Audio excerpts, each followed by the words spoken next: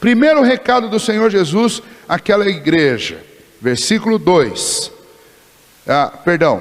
ainda o versículo 1, parte B do versículo 1, ele diz: conheço as tuas obras, que tens nome de que vives e estás morto. Tem nome de que vive, mas estás morto. Ou seja, aquela igreja de Sardes era aquele tipo de igreja que todo mundo falava dela assim: olha, aquela igreja é uma igreja avivada. Nome de que vive. Aquilo sim é uma igreja viva. Aquilo sim é uma igreja animada.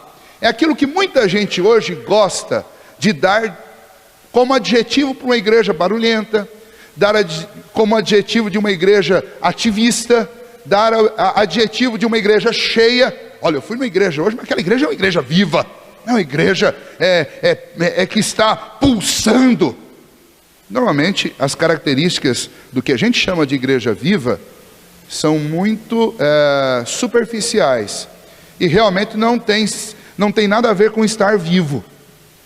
E o Senhor Jesus está falando algo aqui que é algo extremamente importante. O que é importante? Que aquela igreja não parecia uma igreja morta. Muito pelo contrário, parecia uma igreja viva.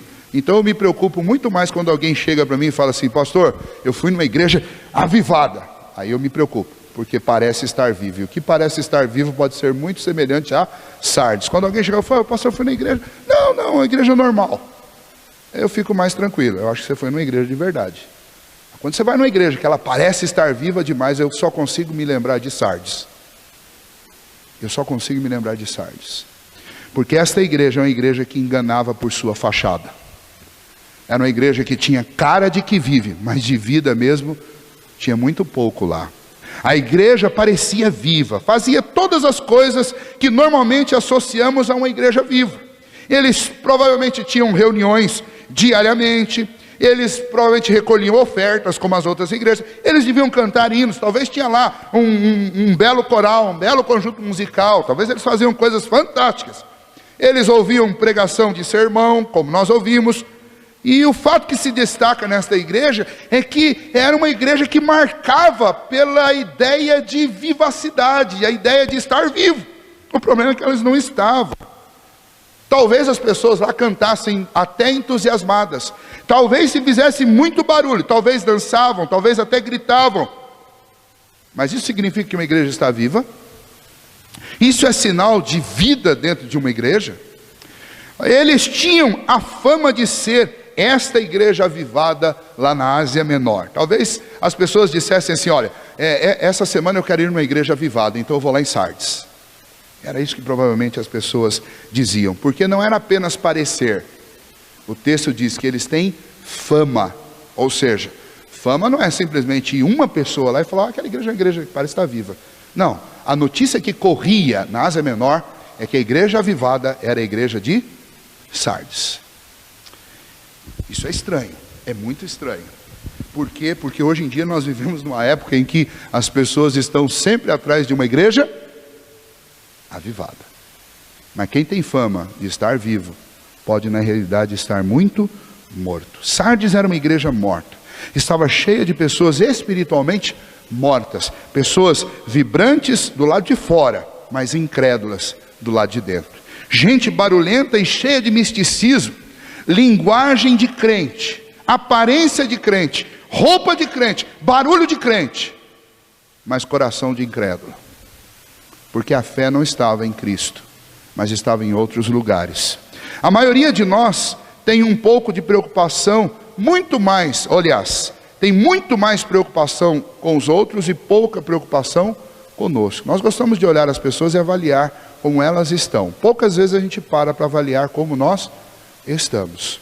E essa questão de ficar sempre preocupado com os outros pode nos levar para a mesma vala comum, que é a vala de Sardes.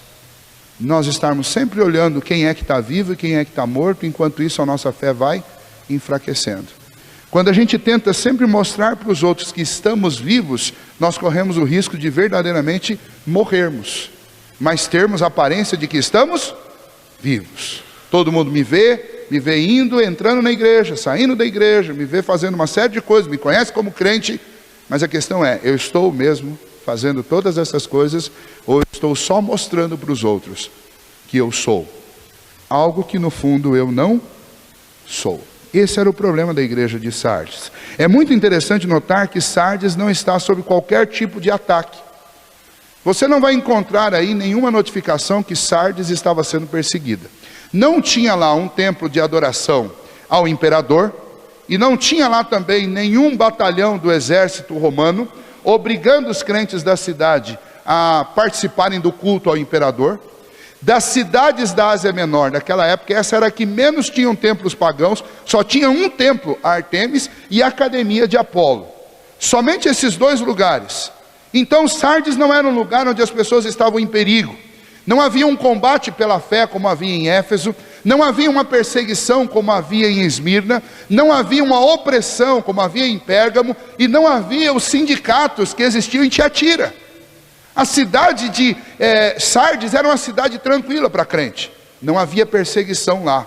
Possivelmente por isso essa igreja tinha toda a liberdade do mundo para ser uma igreja avivada. Mas tem um problema com isso. O problema é que o mundo não persegue uma igreja morta. Satanás não está nem aí com uma igreja que não incomoda. Uma igreja morta não gera nenhum tipo de dificuldade para Satanás. Satanás não se importa se uma cidade tem uma igreja a cada quarteirão, desde que essas igrejas estejam mortas. E aí Sardes vai ficando cada vez mais parecida com as igrejas do século 21. Nós estamos com cidades entupidas de igrejas, igrejas que parecem vivas, mas não sofrem nenhum tipo de perseguição. Isso é um péssimo sinal. Isso nos coloca exatamente dentro do contexto de Sardes, de igrejas mortas, que tem cara de que está vivo, mas na realidade não está. Está morto. Muito bem, agora, vamos lá, o versículo 2. Ser vigilante consolida o resto que estava para morrer, porque não tenho achado íntegras as tuas obras na presença do meu Deus. Deus, o Senhor Jesus, se dirige aos cristãos que são considerados mortos, e diz para eles: sejam vigilantes. Então, já tem a primeira mensagem boa desse texto, animadora, embora dura, é que gente morta pode ser vigilante. E aliás, esse é exatamente o caminho para mudar esse status de morto. É primeiramente se tornar vigilante. Agora, a história de ser vigilante, lá em Sardes, era uma piada, tá? Uma piada que eu vou explicar para vocês por quê. O rei da cidade, da capital da Lídia, lá 700 anos antes do Senhor Jesus, chamava-se Croesus. Alguém já ouviu falar desse rei Croesus? Já ouviram? Alguém já ouviu falar? Dificilmente vocês já ouviram falar dele, mas vocês conhecem ele. Vocês conhecem ele. E se vocês não conhecem ele, mas vocês conhecem pelo menos a alcunha com a qual ele era chamado. Aqui no nosso país nós temos um apresentador de televisão que começou como um mascate, como um camelô. Mas ele ficou tão famoso, por quê? Porque tudo que ele faz dá certo, que hoje em dia ele é detentor de um patrimônio muito grande, já está em declínio, mas já foi muito maior, e é o queridinho de todos os brasileiros, Silvio Santos, ok? Algumas pessoas já disseram do Silvio Santos o seguinte: tudo que esse homem toca vira ouro. E vocês sabem de onde vem essa referência? O Antônio Elias respondeu lá atrás, do rei Midas. O rei Midas, vocês já ouviram falar dele. Rei Midas é aquele que tudo que ele tocava virava ouro. Agora, deixa eu dizer para vocês, Croesus é Midas. Este é o nome real dele. Midas era o nome que ele tinha, o apelido que ele tinha, exatamente por causa de ter uma capacidade de ajuntar tesouros tão grande, que começaram a falar a respeito dele. O rei Midas toca nas coisas e elas se transformam em ouro. Ele nunca foi mágico e nunca transformou nada em ouro. O fato é que ele tinha uma cidade construída no alto de uma montanha muito difícil de ser escalada, tinha apenas um caminho secreto para subir lá, para entrar lá, e ele carregava tesouros do mundo inteiro para lá. E quando ele não carregava, as pessoas levavam e entregavam na mão dele para ele guardar lá, e pagavam para ele, para que esses tesouros fossem colocados lá. Isso se tornou algo tão famoso que a cidade dele se tornou a capital da Lídia, porque era o lugar que tinha o maior tesouro de toda a Ásia Menor naquela época. Então as pessoas começaram a chamar Croesus de rei Midas, porque tudo que ele toca vira ouro. O problema é que rei Midas não tinha um exército muito bom, e era um exército descuidado. E segundo a lenda, Ciro ficou acampado durante meses com um exército absurdamente gigante em volta da cidade de Sardes, e não conseguia acessá-la, pela dificuldade de chegar até lá, e as muralhas que estavam construídas em volta da cidade lá no alto. Até que um dia à noite, um soldado deixou cair o capacete para o lado de fora da muralha, e eles ouviram o barulho do capacete batendo e caindo montanha abaixo. E então um general falou: fique de olho, porque ele vai vir atrás do capacete. E realmente, daí um pouquinho, apareceu um soldado descendo a encosta, atrás do capacete. E aí eles ficaram de olho para saber por onde ele ia voltar. E eles acharam o caminho de noite, por causa desse soldado descuidado, que não foi vigilante. E então, naquela mesma noite, eles invadiram pelo mesmo local a cidade de Sardes, e eles acabaram. Eles mataram com o rei Croesus e acabaram com a cidade fortificada e saquearam a cidade inteira. E a cidade de Sardes se tornou uma piada, assim como o rei Midas, exatamente porque era uma cidade onde as pessoas não sabiam ser vigilantes. E é por isso que o Senhor Jesus vai, quase que ironicamente, diz para aqueles crentes: sejam vigilantes. É como se ele estivesse dizendo: olha, a principal característica de vocês é que vocês não sabem vigiar. Vocês querem viver? Então vocês vão ter que vigiar. Sejam vigilantes. E vocês vão ter que consolidar. Vocês vão ter que ressurgir. Vocês vão ter que sair do estado de morte para a vida, porque vocês estão para morrer. É como se Jesus estivesse dizendo: o camarada deixou o capacete cair, agora vocês vão ter que dar um jeito de resolver o problema, porque vocês estão sendo invadidos. Alguém está penetrando em vocês, está destruindo o que vocês têm, está roubando o tesouro de vocês, e vocês estão mortos. A ideia de mortos aí não é aquela ideia que você chega diante de alguém que já está morto há 3 dias e diz: fulano está morto. Essa palavra, como ela está colocada aí, é como quando você chega diante de alguém que está sentenciado à morte por uma doença incurável, e você fala: fulano já está morto, porque não tem como escapar dessa. É essa a ideia que está sendo dita. É o que se poderia dizer a respeito da cidade de Sardes, depois que aquele capacete caiu: Sardes está morta, porque agora que Ciro achou o caminho, ela não escapa de jeito nenhum. É isso que Jesus está dizendo para aquela igreja. Agora que o caminho foi aberto, vocês não têm como escapar, a não ser que vocês sejam vigilantes como vocês nunca foram, e consolidem, resolvam esse problema, esta falha, esse buraco na parede de vocês. É essa mensagem que Jesus está dizendo para aquela igreja. Aquela igreja precisava mudar de atitude, aquela igreja precisava fazer algumas coisas urgentemente para sair daquele estado de morte. Agora, qual era a morte da igreja de Sardes? Bom, lembram das fotos que eu mostrei para vocês? 2 fotos estranhas. Primeira delas, uma igrejinha, uma capela construída num compartimento dos fundos do templo de Artemis. E o outro, dentro de uma igreja, objetos do culto ao imperador. O que estava acontecendo em Sardes? Sardes se acostumou, se aculturou de tal maneira à cultura e ao paganismo da cidade, que não havia problema. Você pode ir no templo de Artemis, vá lá. E se em algum momento dentro do templo de Artemis você quiser fazer uma oração, tem uma portinha lá do lado. Nós também temos uma igreja dentro do templo de Artemis. Talvez quando isso foi montado, talvez até alguém estava estrategicamente tentando evangelizar pagãos. O problema é que a estratégia é uma estratégia extremamente perigosa, porque eles foram lá e abriram uma porta dentro do templo de Artemis. Uma coisa é você ir lá no templo de Artemis para ensinar a verdade, outra coisa é você ir lá para fazer uma aliança, um consórcio. Não, aqui você pode adorar Artemis, pode adorar a Cristo, você escolhe quem você quer adorar, todos são muito bem-vindos. É como se dizer hoje em dia: olha, não importa qual a sua religião, o Deus é um só, nós estamos todos adorando a Deus. Aí o camarada vai lá e chama a Deus com um nome esquisito, e você vai falar que é o mesmo Deus que o seu?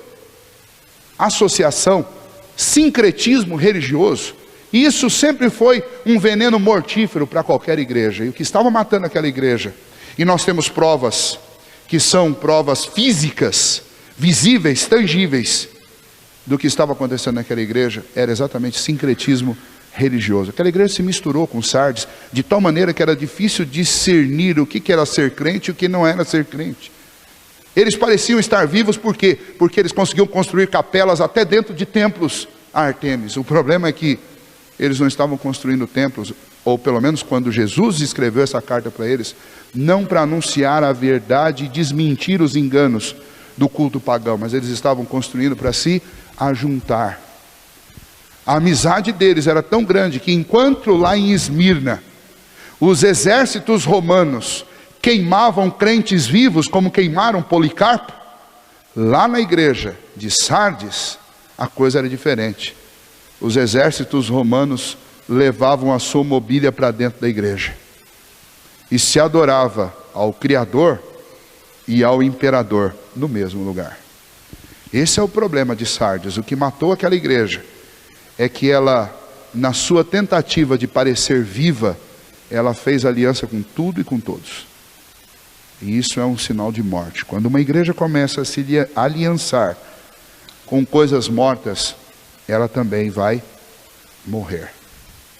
Quando existem brechas nos nossos muros, e quando essas brechas se tornam patentes ao mundo, e o mundo começa a entrar por essas brechas, essa igreja está morrendo.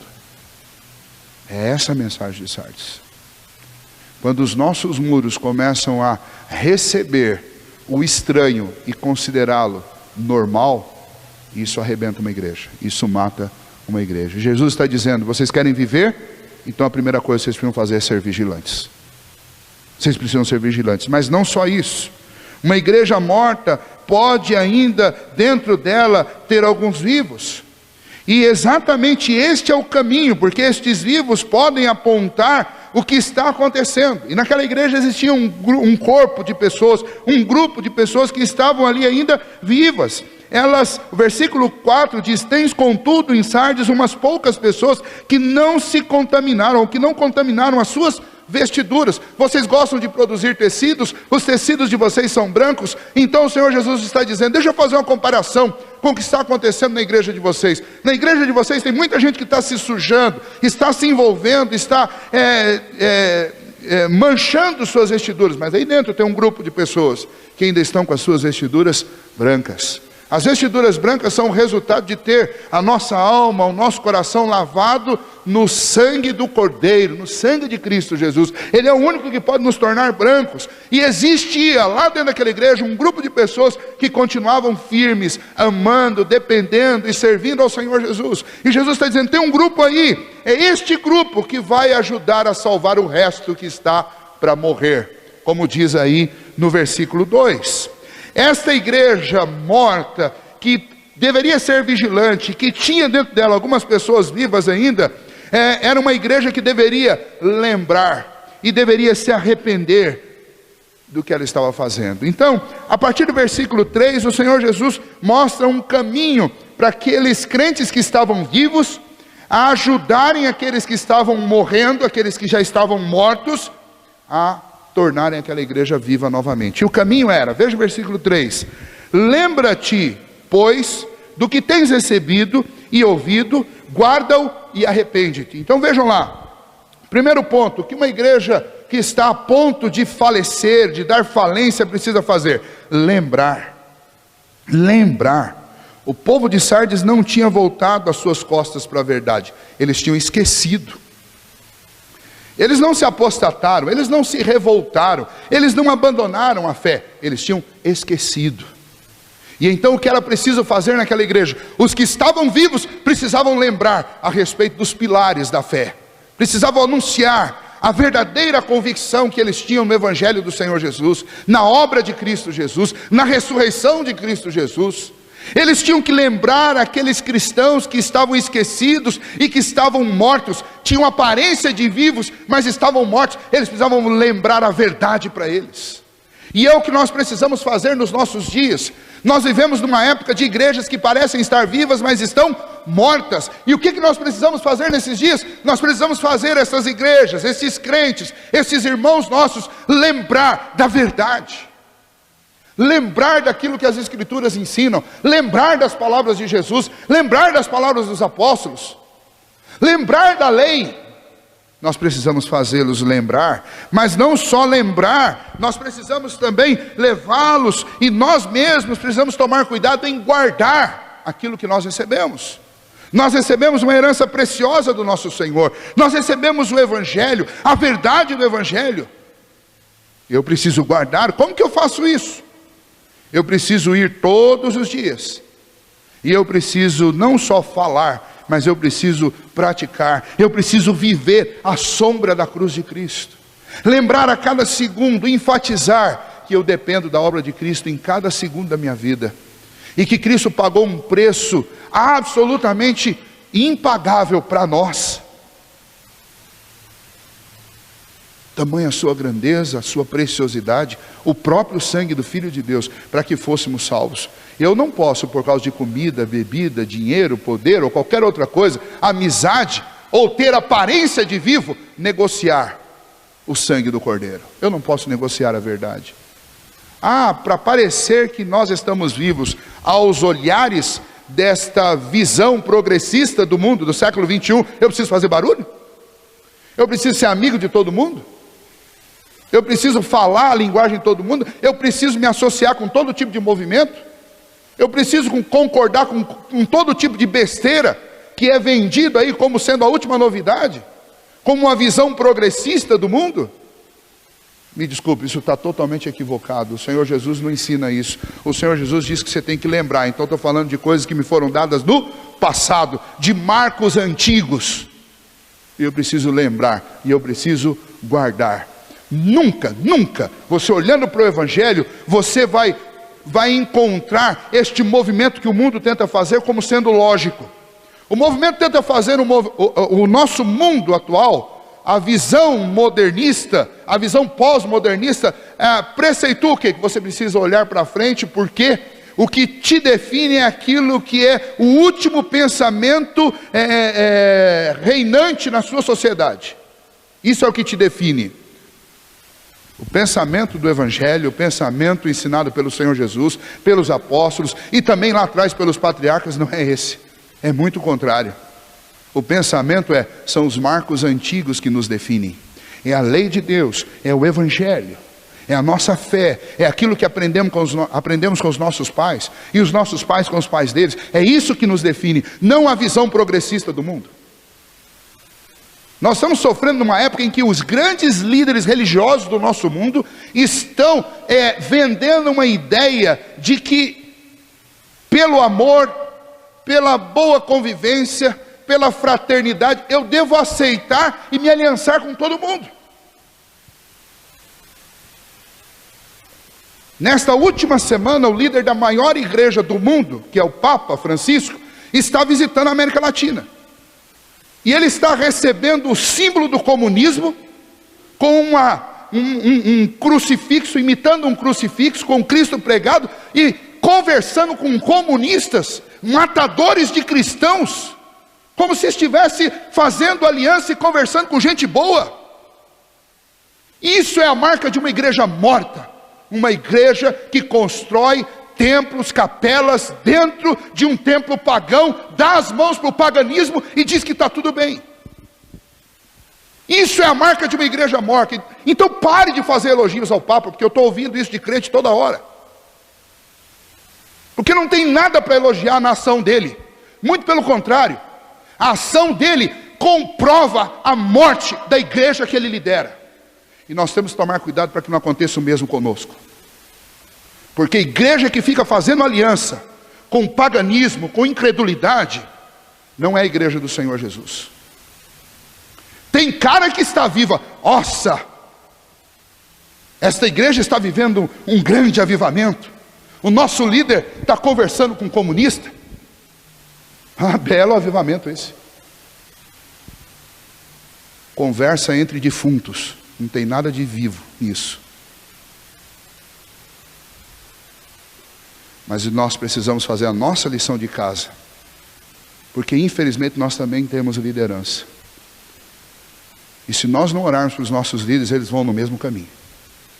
Infelizmente. Infelizmente. Nossa denominação tem liderança. E se nós não pedirmos a Deus, eles vão pelo mesmo caminho. Porque é o caminho do nosso tempo.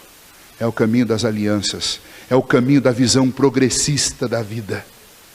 Que tem que bater palma para homossexual casando. Que tem que bater palma para socialismo. Que eu não sei nem como que está vivo no mundo ainda hoje. Que tem que bater palma para todo tipo de tranqueira que alguém joga na mídia e diz que é legal. A igreja de Sardes estava morta porque ela esqueceu da verdade. E o caminho para ficar viva era lembrar, é guardar. E terceiro, é arrepender-se. E a palavra arrependimento na Bíblia, ela tem uma conotação muito forte, muito importante. Em resumo, arrependimento não é uma porta para você entrar no céu. Arrependimento é uma prática diária para a nossa vida. Porque nós somos comprados e lavados no sangue do Cordeiro. É isso que nos garante a vida eterna. É a obra de Cristo Jesus. Agora, todos os dias, por causa de uma natureza terrena que ainda reside em nós, e que o apóstolo Paulo insistiu conosco que nós deveríamos fazer morrer, todos os dias, quando nós não batalhamos contra essa natureza, quando nós não fazemos guerra contra o pecado faz guerra contra a nova natureza que é plantada pelo Espírito Santo de Deus em nós. E todos os dias é possível que eu peque. Quando eu não peco por palavras ou ações, eu peco por pensamentos. E então arrependimento deve ser algo a respeito do qual eu preciso estar habituado. Não porque eu vou pecar e vou me arrepender depois e pronto. Não, porque infelizmente, acidentalmente eu não consigo, em alguns momentos, me lembrar do que eu precisaria lembrar. E nem guardar o que eu precisaria guardar. E quando eu não lembro, e quando eu não guardo, eu preciso pelo menos me arrepender. E arrependimento é algo para ser praticado todos os dias. Todos os dias eu preciso dobrar os meus joelhos e preciso falar: Senhor, eu não sei o que eu fiz. A maioria das vezes nós sabemos, mas se você não lembra, você pode falar para o Senhor: eu não sei, mas eu sei que a minha existência é uma existência num mundo tão ímpio, e o meu coração, ele foi tão danificado pelo pecado, que ainda que eu não lembre, eu sei que eu tenho algo do que me arrepender. Que o teu Espírito me anime para fazer isso. Essa é a marca de quem está vivo. Quem está vivo lembra que precisa se arrepender. Essa é a marca de quem está vivo, sabe que por si mesmo não pode atravessar, não pode resistir. Então arrependimento é algo importante para a vida de crentes. Uma igreja morta tem que enfrentar um julgamento. O Senhor Jesus no versículo 3 diz: lembra-te, pois, do que tens recebido e ouvido, guarda-o, arrepende-te, porquanto, se não vigiares, virei como ladrão, e não conhecerás de modo algum em que hora virei contra ti. O Senhor Jesus disse: há um julgamento para quem fica morto. Há um julgamento para uma igreja que vive uma vida de morto. Aliás, é até estranho isso, né? Uma igreja que se comporta como um morto, apesar de ter sido vivificado por Cristo. Há um julgamento. O julgamento do Senhor Jesus é: vocês não sabem quando eu virão, eu vou vir de surpresa.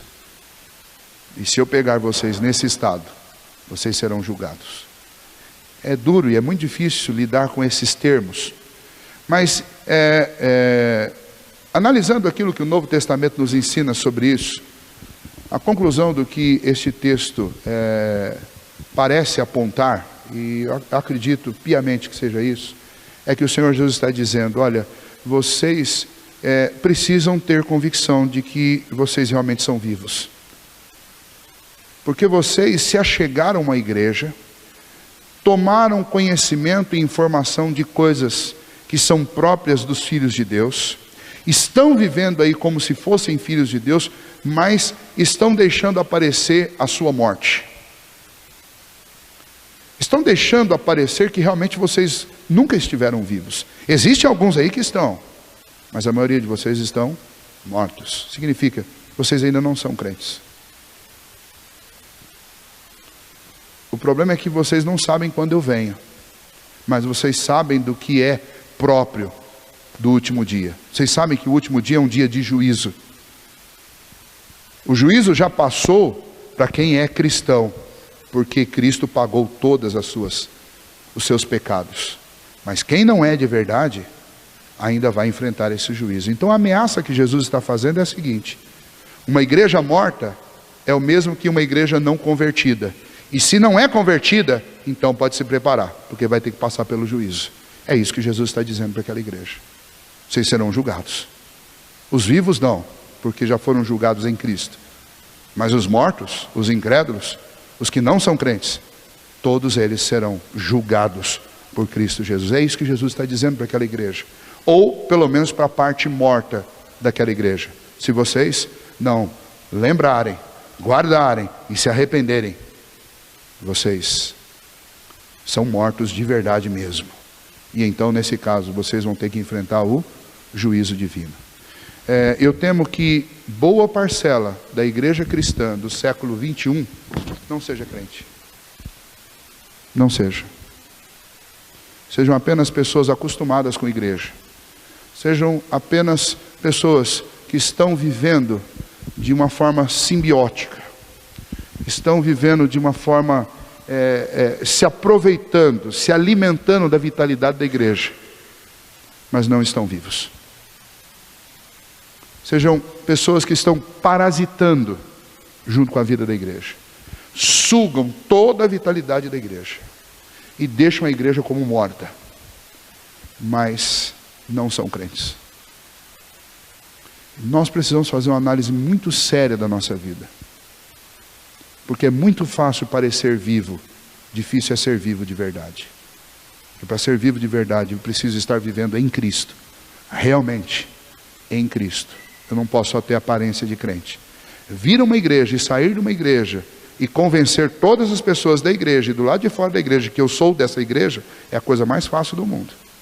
O difícil é ser crente de verdade.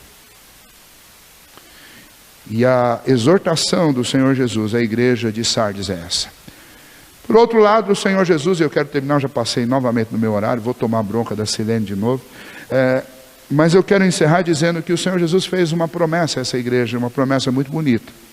A promessa do Senhor Jesus àquela igreja é: ao vencedor será vestido de vestiduras brancas, de modo nenhum apagarei o seu nome do livro da vida. Duas promessas maravilhosas. Aquela cidade, ela produzia tecido muito branco, tecido fino, tecido caro, mas provavelmente as pessoas daquela cidade não tinham condição de vestir aqueles vestidos, porque eles estavam fora do patamar econômico dos moradores daquela cidade. E o Senhor Jesus está fazendo um jogo de palavras com isso. Está dizendo: eu vou vestir vocês com uma roupa que vocês não podem comprar. Ela foi comprada por meu filho, pelo sangue do Cordeiro. O Senhor Jesus está dizendo: eu vou dar uma roupa que realmente é branca. Vocês se impressionam com a brancura do tecido que vocês produzem? Vocês verão um tecido nobre e um tecido branco. Esse tecido, na realidade, não está falando de uma roupa física. O Senhor Jesus está fazendo uma ilustração da justiça que Ele nos dá. Uma justiça que não é nossa, é uma justiça de Cristo. Jesus está dizendo: olha, vocês serão salvos não pelas obras de vocês, mas pelas obras de Cristo. A roupa de vocês não serve. A roupa de Cristo é pura, é boa, é santa. A justiça de Cristo é boa, é pura, é santa. É a que vocês precisam. E a outra promessa é que de maneira nenhuma o nome deles seria riscado do livro da vida. Tinha algo curioso: toda cidade, o rei, naquela época, tinha um livro com o nome de todos os moradores da cidade. Todos os moradores. E então, quando uma pessoa mudava, esse livro tinha que ser feita a anotação que aquela pessoa foi cortada dali. Ela não era mais moradora daquela cidade. Quando a pessoa morria, também o nome dela era riscado da cidade. Quando uma cidade mudava de lugar, existia uma verdadeira confusão, porque ninguém sabia quem veio e quem foi. E então tinha que se abrir um novo livro. E como essa cidade já tinha mudado várias vezes de local, e como essa cidade já tinha sido dominada, era um dos grandes dilemas da vida dos moradores, é comprovar que eles realmente eram moradores de Sardes. Eles eram, não sei se era assim que falava, sardianos, Porque onde está o livro com o nome das pessoas? O meu nome está lá? Meu nome não está lá. Jesus está dizendo, eu vou escrever o nome de vocês no livro da vida. O vencedor terá o nome dele escrito num livro, e de maneira nenhuma será tirado de lá. Faça sol, faça chuva, mude para o ocidente ou permaneça no oriente, ninguém tira o nome de você do livro da vida. Isso era um grande conforto para o coração daqueles crentes que estavam vivos dentro daquela igreja morta. Que Deus nos ajude a crer nestas promessas e fazer aquilo que nos cabe, aquilo que é dever nosso. O Senhor Jesus promete àquela igreja uma purificação absoluta e definitiva. Nós vivemos num mundo de dificuldades, um mundo de podridão, um mundo de dificuldades para mantermos a nossa fé, tamanha a confusão que existe em termos de religião nos nossos dias. Mas o Senhor Jesus diz, cuidado, tem gente que parece que está vivo, mas está morto. Quem está vivo, lembra, quem está vivo, guarda, quem está vivo, se arrepende. É isso que eu preciso testar na minha vida hoje. Eu lembro, eu guardo, eu me arrependo, porque é assim que eu sei que eu estou vivo. Que Deus nos ajude.